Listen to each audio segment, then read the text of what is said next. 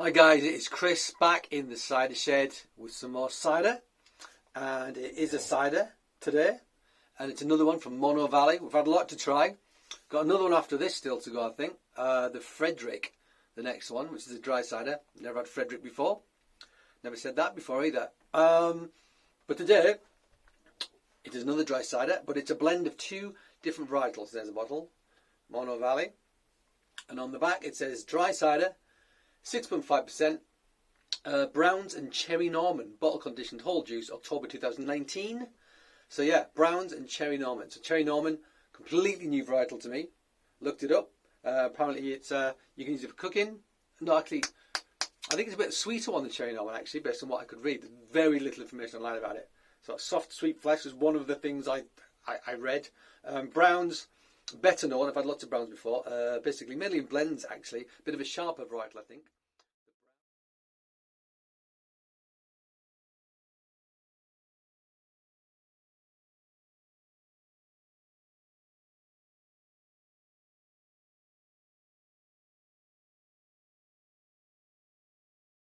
So it would make sense if it's a well sweet with a sharp, even though this is a dry cider anyway, 6.5%. Anyway, blah blah.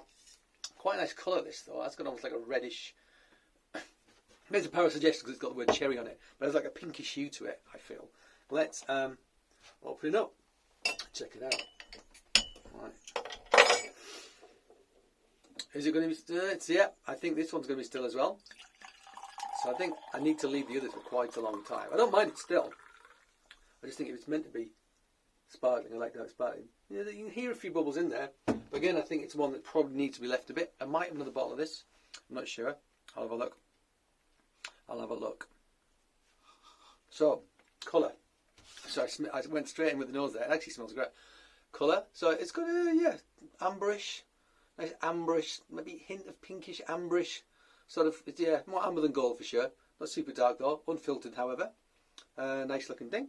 I'm going to. The aroma I just got off it was great. Just want to say that I sniffed it before I looked at it, which is not what I usually do, and I got a fantastic noseful of cider. Yeah, smells quite traditional actually. Almost reminds me of like a traditional Somerset cider. This makes me think of like the Crossmans, Wilkins. I mean, Scrumpy. That's what it's making me think of as soon as I smell it. Because there is an element of acidity. There's kind of red right apple, but acidity. Acidity is right there. It's at least level, you know, maybe slightly bolder on the nose than the sort of apple element. Yeah, it smells good though. It smells nice, but it's making me think of the Crossmans that we had. What's it called? I can't remember. It was medium dry from Crossmans, which I liked very much indeed. Which was still. I think this is meant to be sparkling again, but we'll taste it still because that's what we got. Let's try it.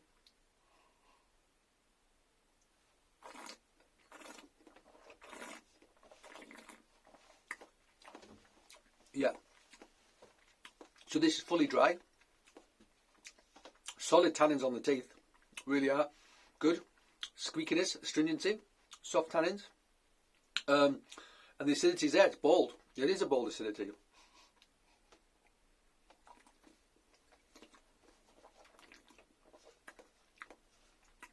And it does indeed remind me of the classic Somerset sort of cider.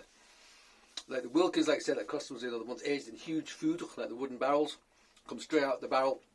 Usually have quite bold acidity. I think that's blended in as a preservative as much as anything. The low pH helps preserve along with the alcohol. I think we talked about that in the last video a little bit. This has that minerality though. So as always, minerality. Find a mountain stream, get a nice big rock, take it out and lick it. Minerality has that element to it as well. Almost got like a lemon water, citric lemon water character as well in there, I want to say. It's sort of a bit of the lines blurred for me between the lemon water and the minerality sort of thing, as I'm thinking about it.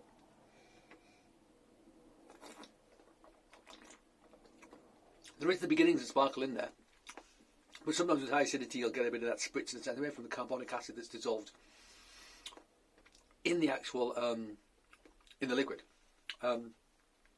So I don't know if it's coming from the actual bottle conditioning or from the actual acidity that's in there. Yeah, astringent. I think it's going to get slightly bolder as it warms up. This is like a dry white wine to me. Super dry white wine. Think Muscadet, Picot de Pinet, some of those things from coastal areas of France. Really good with things like having with oysters, you know, that kind of thing. That's what it's reminding me of, but with like an underlying hint of like red apple. More of a fresh red apple than an aged. No baked apple in this. Very much a fresh cut apple, quite young, biting straight into the, you know, fresh sort of apple. There's no aging to it at all. It's very clean, bright.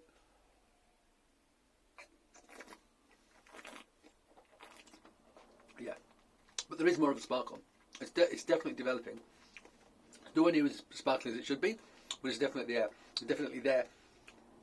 I think the sparkle of this will actually make it more like a really dry sparkling wine, like, you know, like your Prosecco's and so forth. You know, quite light sparkling wines, and I think this will benefit from having the sparkle.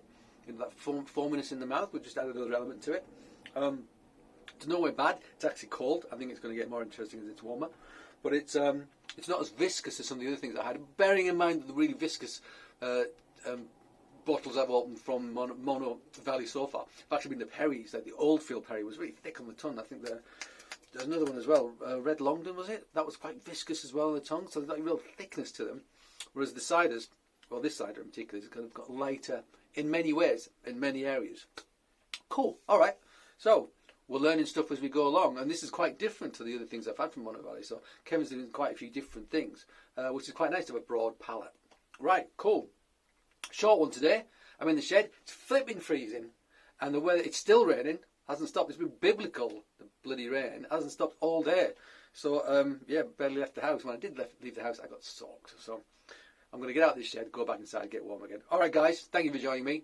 Join me again for some more cider very soon. And until then, cheers.